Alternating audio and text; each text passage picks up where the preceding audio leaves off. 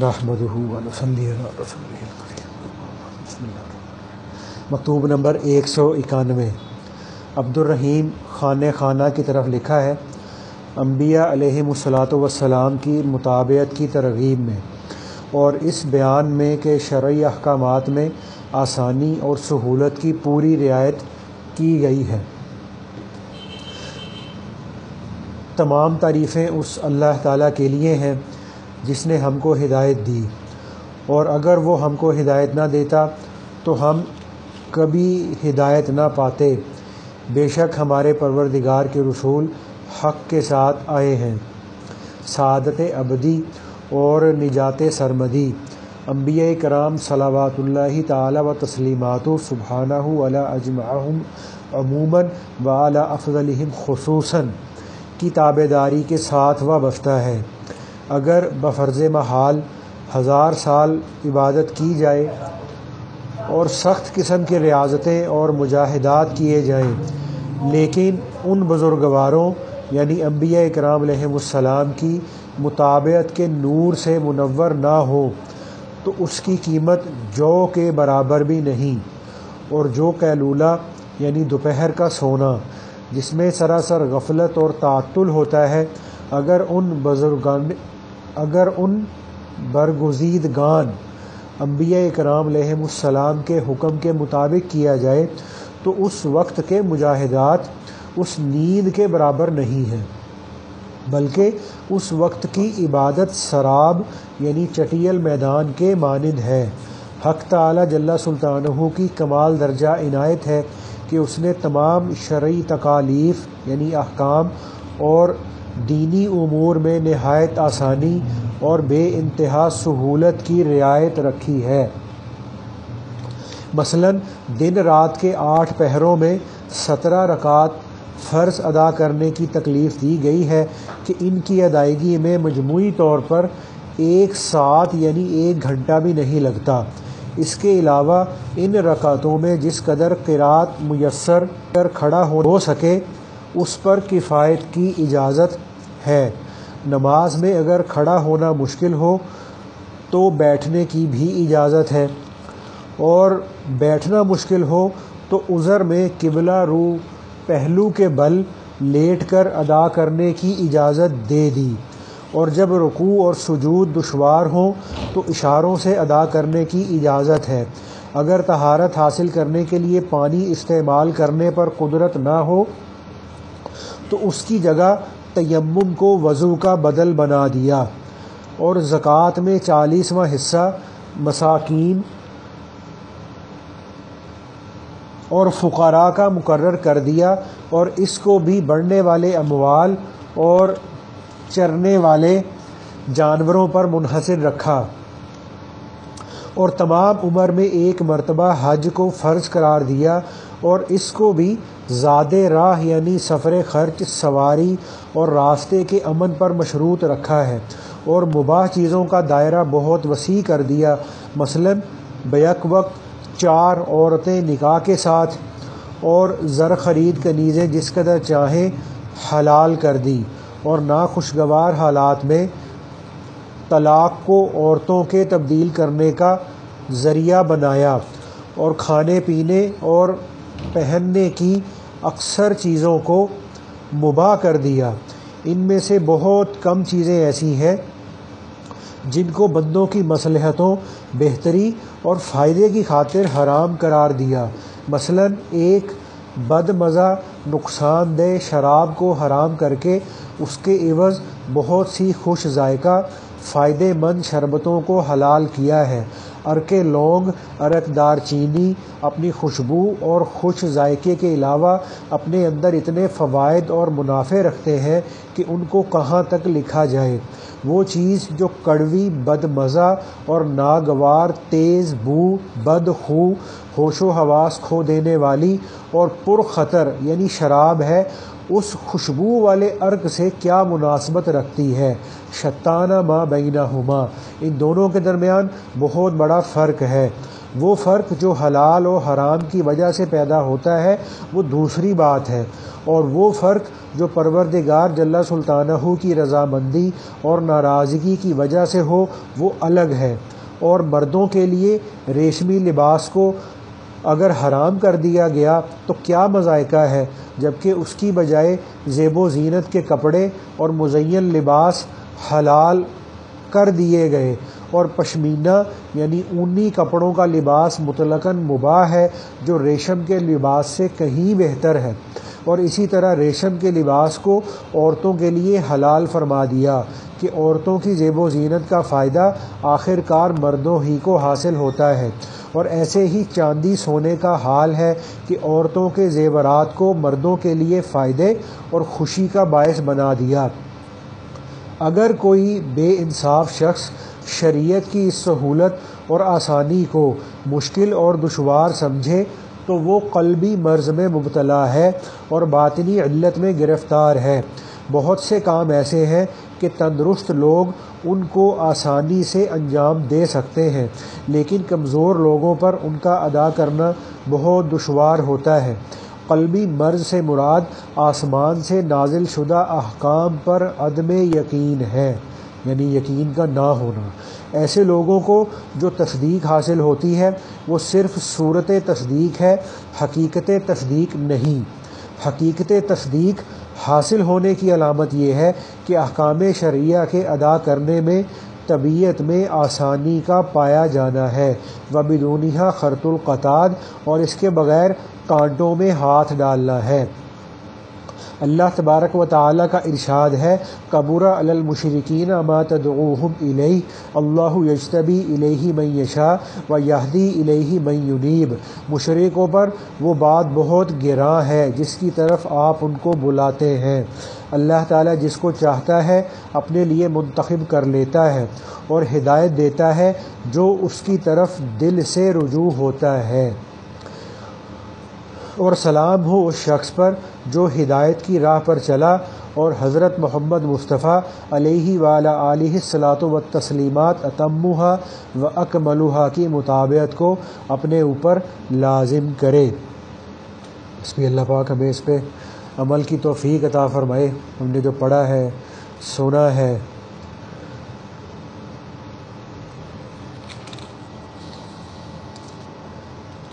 اللہ پاک نے ہماری دنیا آخرت کی جو کامیابی ہے وہ سنت کی اتباع میں رکھی ہے، اور اللہ کے نبی صلی اللہ علیہ وآلہ وسلم کی سنت جو زندگی ہے اس کے ایک اعتبار سے دو رخ ہیں۔ ایک رخ تو یہ ہے کہ اللہ کے نبی صلی اللہ علیہ وآلہ وسلم کی مبارک سنتوں والی زندگی پر عمل کریں گے تو دنیا میں بھی اللہ کی طرف سے سکون، اطمینان، عزت، راحت، چین حاصل ہوگا، اور آخرت میں بھی اللہ کے فضل و کرم سے اللہ تعالیٰ کی رضا اور جنت حاصل ہوگی۔ تو ایک تو یہ رخ ہے، اور ایک رخ یہ ہے کہ اللہ کے نبی صلی اللہ علیہ وآلہ وسلم نے اپنی زندگی میں جو کام جس طریقے سے کیا ہے،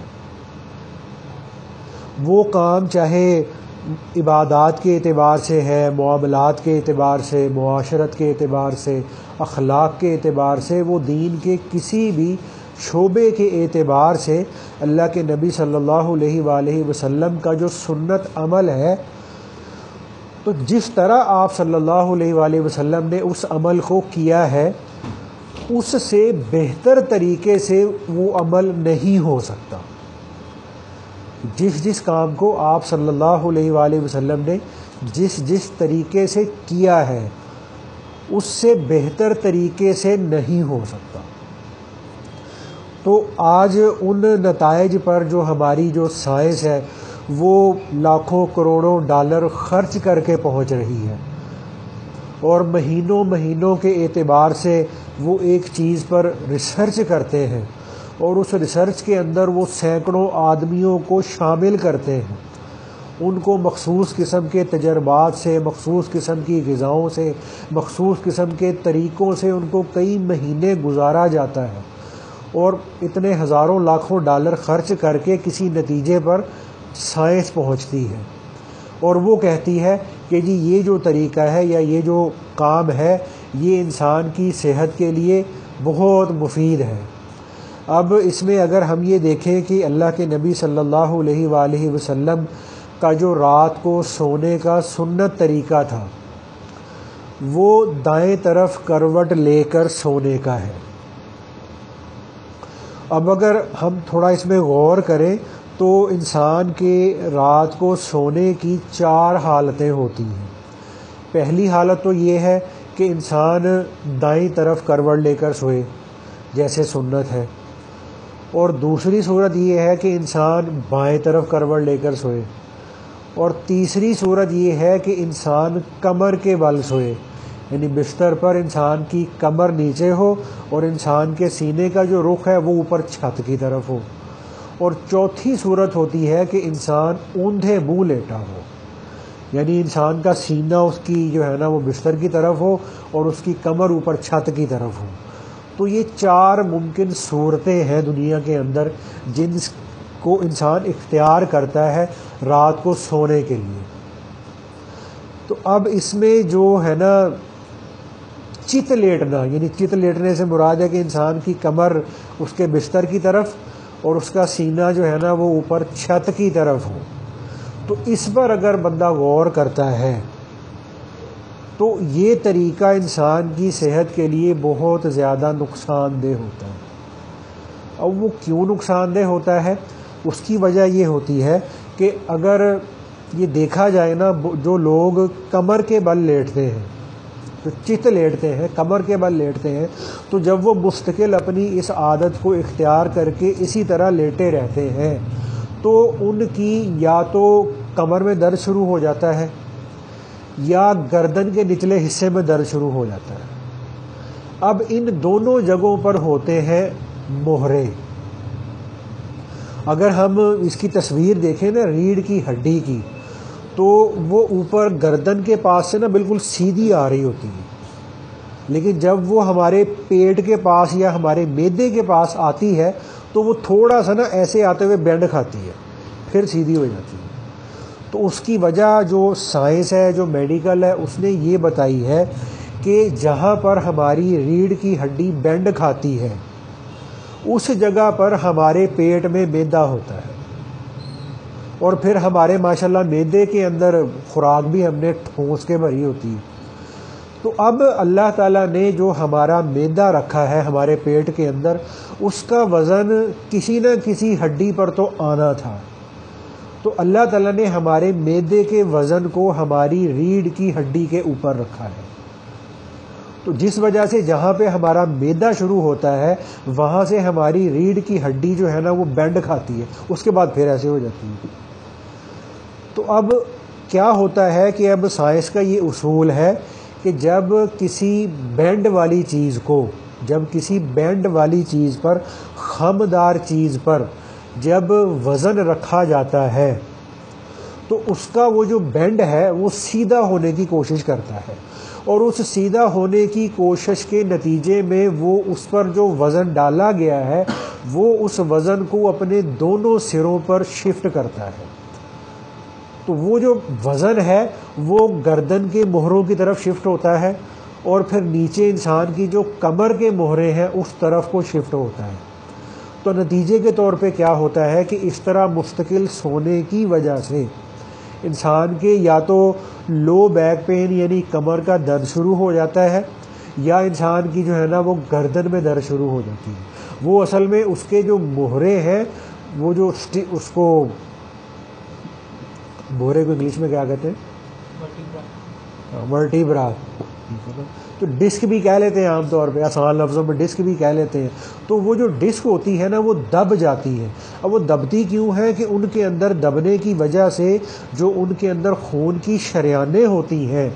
وہ آپس میں ان میں نا دباؤ آ جاتا ہے، تو جب وہ دباؤ آتا ہے تو ان دونوں جگہوں پہ درد شروع ہو جاتا ہے۔ تو سائنس نے یہ ثابت کر دیا کہ یہ جو چت لیٹنا ہے، یہ طریقہ انسان کی صحت کے لیے نقصان دہ ہے، اس طرح سے نہیں لیٹنا چاہیے۔ اور پھر دوسرا طریقہ کیا ہے کہ انسان بائیں طرف کروٹ لے کر سوئے۔ تو اب سائنس یہ بات بتاتی ہے، انہوں نے اس بات پہ تجربے کیے کہ جو لوگ پوری رات بائیں طرف کروٹ لے کر سوتے ہیں، تو جب ریسرچ کی گئی تو پتہ چلا کہ جن لوگوں کو رات کو ڈراؤنے خواب آتے تھے، تو ان پر ریسرچ کے بعد پتہ چلا کہ یہ جو رات کو ڈراؤنے خواب دیکھنے والے جتنے بھی لوگ ہوتے ہیں، یہ بائیں طرف کروٹ لے کر سوتے ہیں۔ اور بائیں طرف کروٹ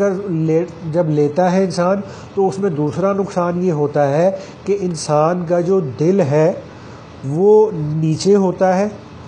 اور انسان کا جو سارا جسم ہے اس کا وزن دل کے اوپر آیا ہوتا ہے،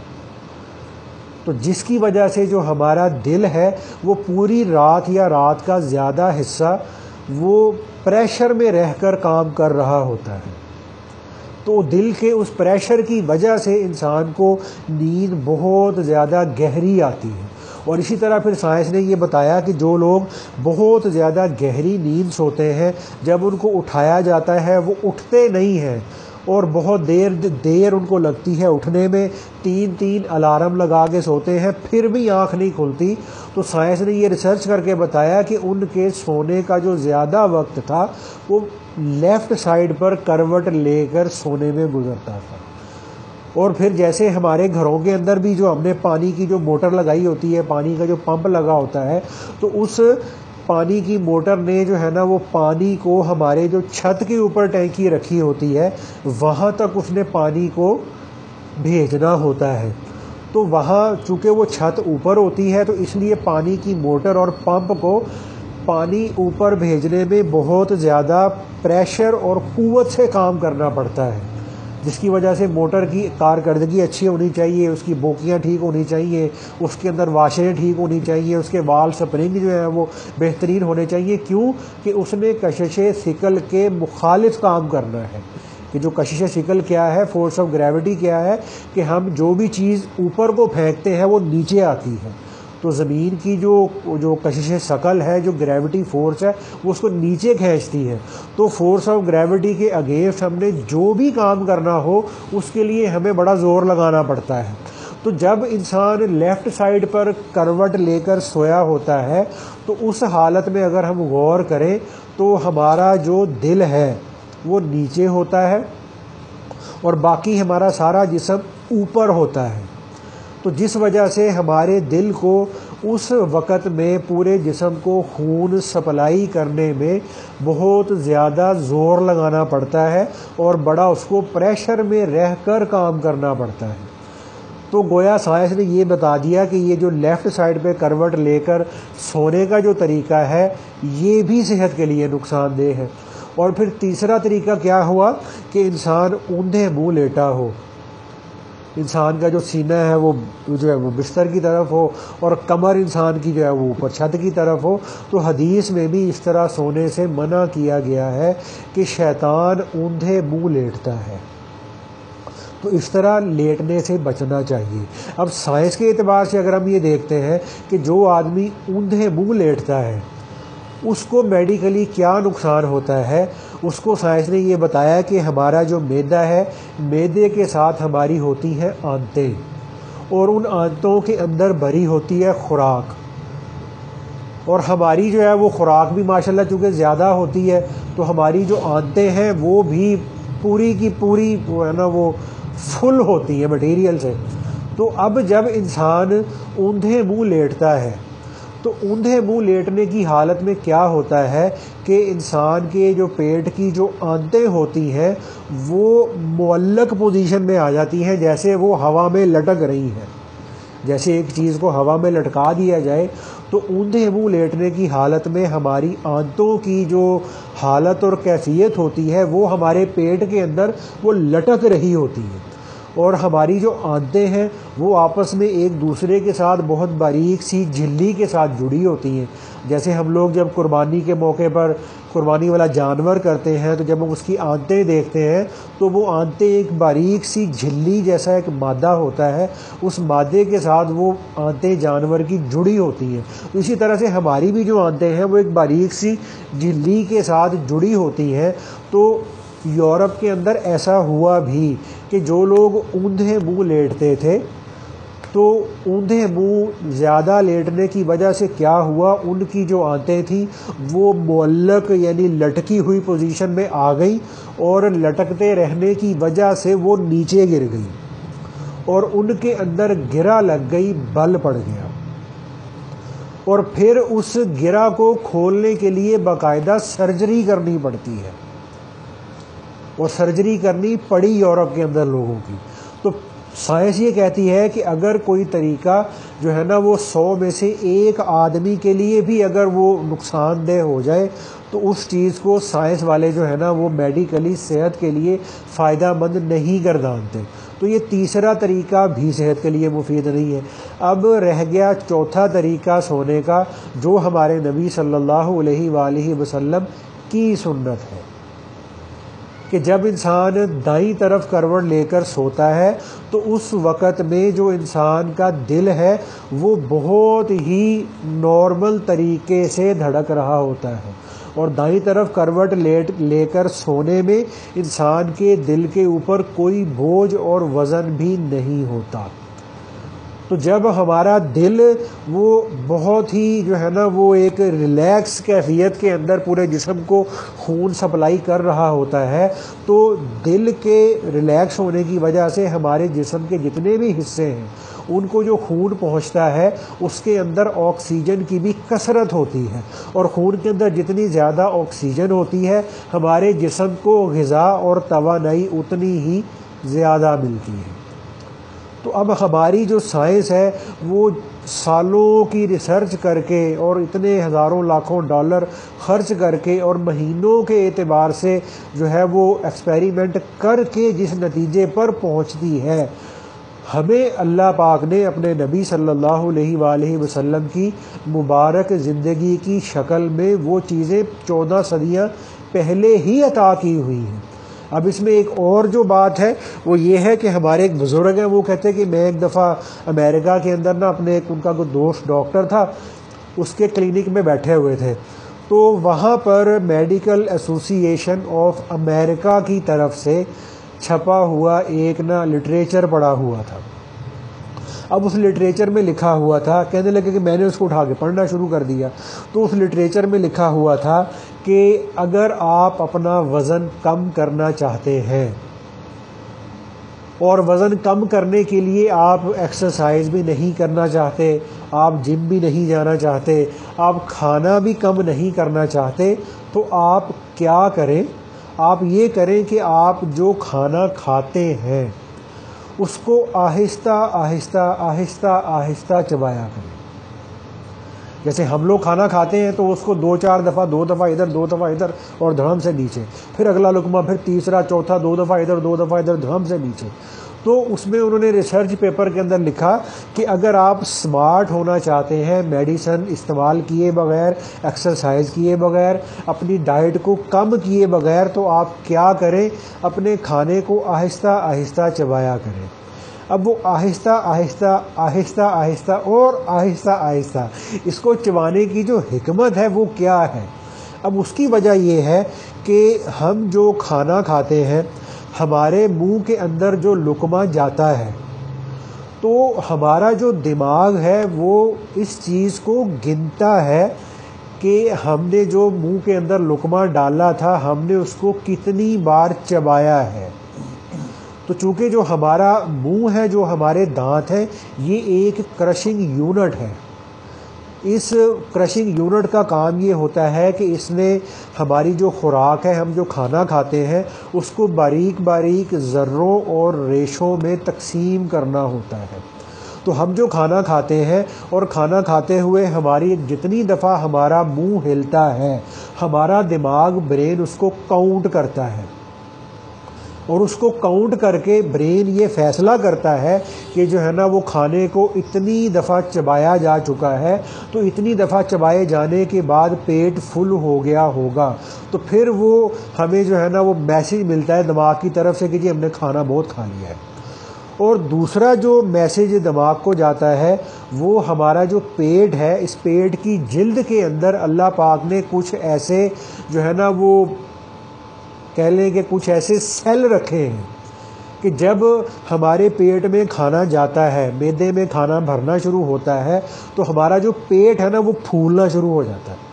جب انسان کا پیٹ خالی ہے، جیسے رمضان کے مہینے میں افطاری کے وقت اپنے پیٹ کو ہاتھ لگاتے تھے تو پیٹ اور کمر ایک جیسی محسوس ہوتے تھے، یعنی خالی ہوتے تھے، اور جب ہم نے افطاری کر لی ہوتی تھی تو وہ بالکل ایسے جیسے پتھر پڑ گیا ہے پیٹ کے اندر۔ تو وہ جب ہم کھانا کھاتے ہیں تو ہمارا جو پیٹ ہے وہ پھولتا ہے، تو اس پھولنے کی جو ایک وہ جو رفتار اور تعداد ہوتی ہے، اس کا سگنل ہمارے پیٹ کی سکن کے ذریعے ہمارے برین کو جاتا ہے،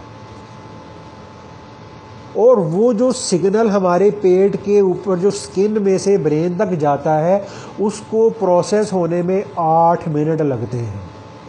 وہ یہ نہیں ہے کہ ہم نے فوراً کھانا شروع کر دیا اور فوراً دماغ کو میسیج پہنچنا شروع ہو گیا، نہیں، ہم جب کھانا کھا رہے ہیں تو کھانا کھانے کے 8 منٹ کے بعد ہمارے دماغ کو میسیج جاتا ہے کہ ہم نے کھانا کم کھایا ہے، تھوڑا کھایا ہے، زیادہ کھایا ہے یا بہت زیادہ کھا لیا ہے۔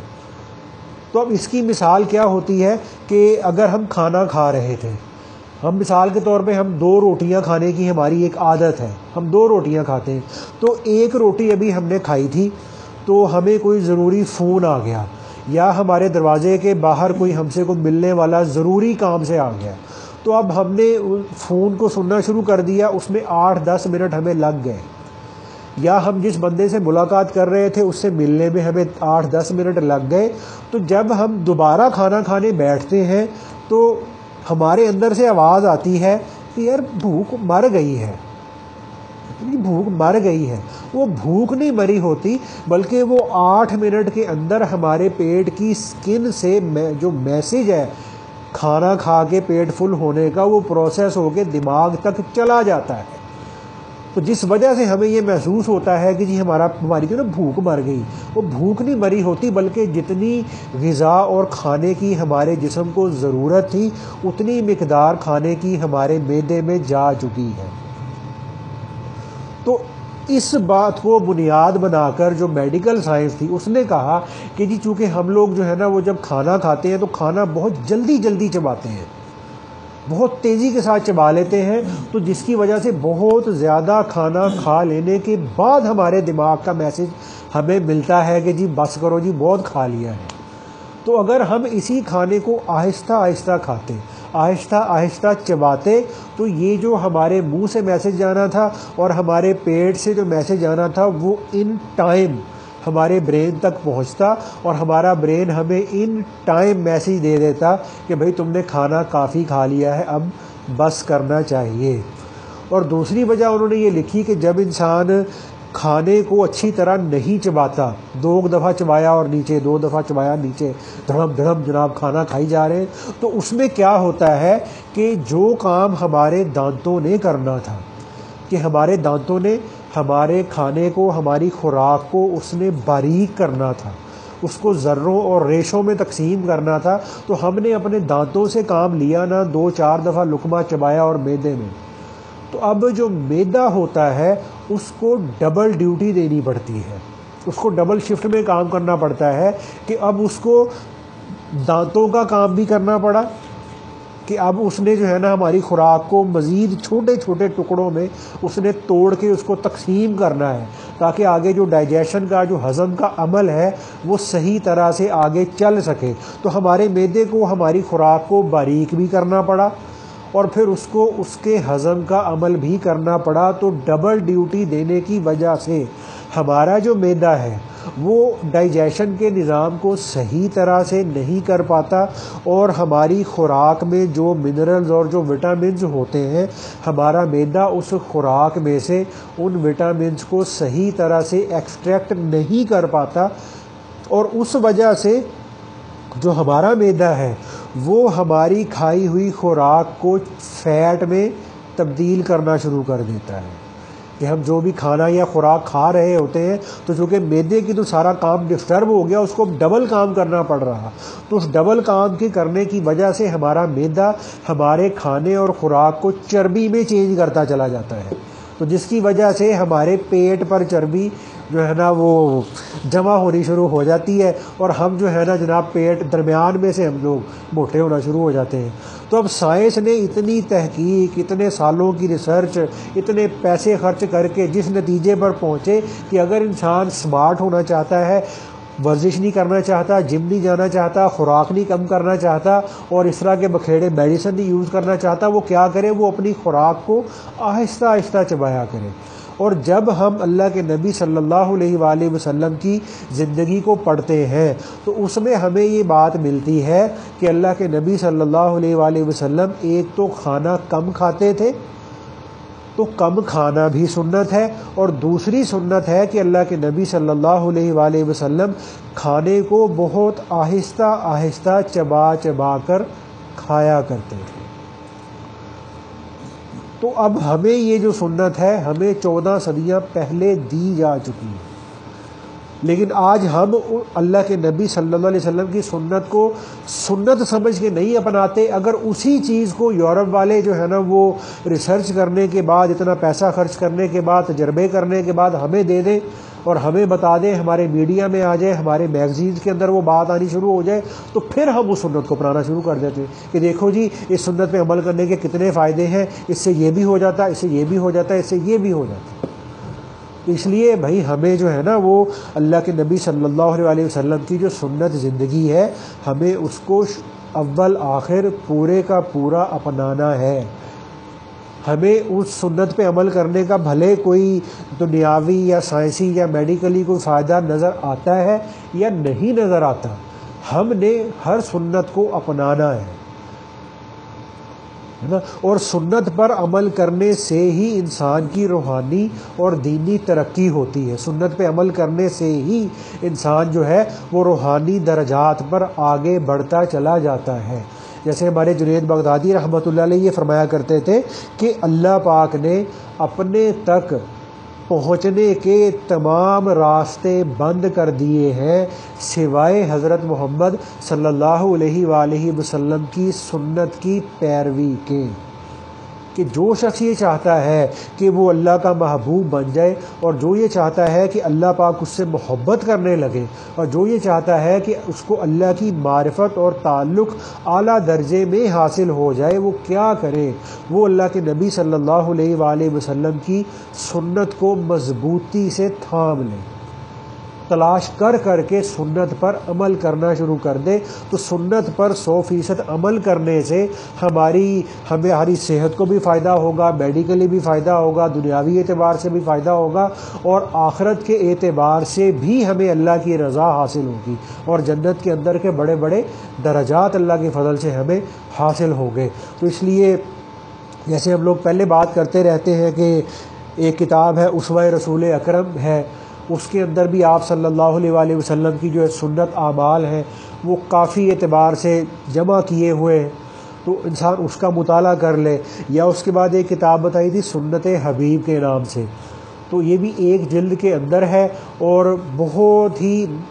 جامع کتاب ہے کہ ایک جلد کے اندر انہوں نے اللہ کے نبی صلی اللہ علیہ وآلہ وسلم کی بہت زیادہ سنتوں کو انہوں نے ایک ایک سطر کے اندر لکھ کے جمع کر دیا ہے۔